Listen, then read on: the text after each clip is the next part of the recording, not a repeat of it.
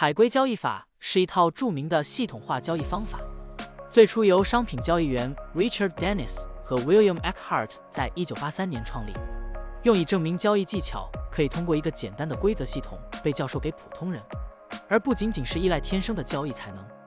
海龟交易系统并不限定于特定的商品或市场，它可以应用于股票、加密货币、期货和外汇等各种市场。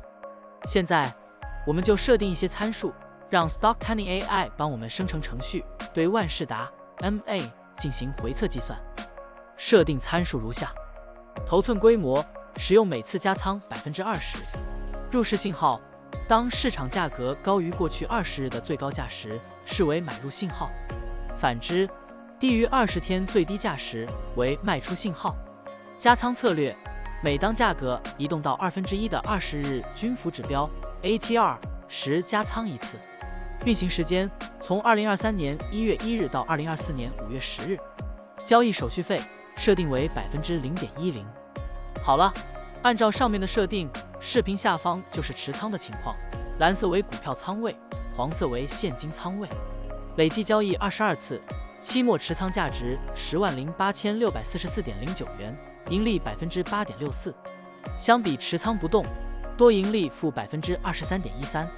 如果你希望使用更长期的信号，可以把参数修改为跟踪55天最高价突破时建仓，其他参数也按照55天周期来设置，这样就可以得到新的回测结果。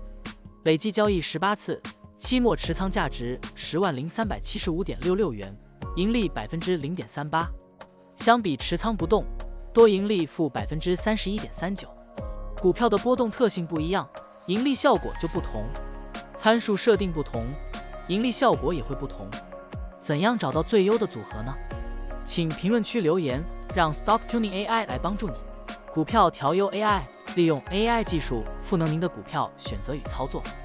本站内容不构成对任何人的投资建议，您应当基于自己的独立判断做出决策。